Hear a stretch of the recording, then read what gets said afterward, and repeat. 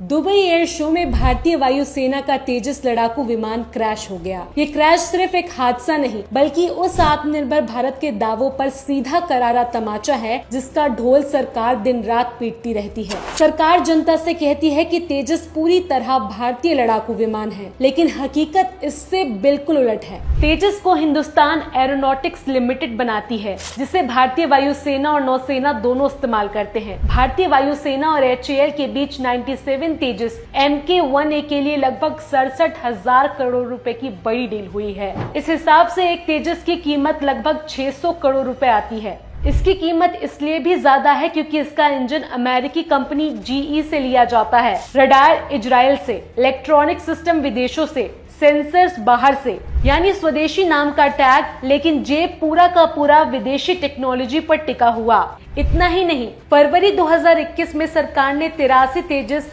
MK-1A विमानों के लिए 46,858 करोड़ रुपए की डील की थी। इनकी डिलीवरी फरवरी 2024 से 2028 तक होनी है। तेजस प्रोजेक्ट पर अब तक 13,000 करोड़ रुपए झोंक दिए गए, फिर भी अब तक हम इंजन नहीं बना पाए। तेजस एयरक्राफ्ट से जुड़ा ये दूसरा क्रैश है। मार्च 2024 में जैसलमेर में तेजस गिरा। अब दुबई एयर शो में दुनिया के सामने हमारा स्वदेशी तेजस धड़ाम हो गया। दुबई एयर शो कोई लोकल प्रदर्शन नहीं, दुनिया के देशों, कंपनियों और वायुसेना के सामने भारत की क्षमता का प्रदर्शन होता है। यहाँ तेजस का क्रैश होना सिर्फ शर्म की बात नहीं, बल्कि ये दिखाता है कि सरकार की तकनीक संबंधी दावे और जमीनी हकीकत में जमीन आसमान का फर्क है। दुख की बात यह है कि सरकार फिर भी आत्मनिर्भरता का भाषण देती है, मानो सच्चाई छुप जाएगी। लेकिन सच ये है कि जब लड़ाकू विमान का इंजन, रडार और आधी तकनीक ही बाहर से खरीदी जाती है तो आत्मनिर्भरता सिर्फ एक नारा रह जाता है,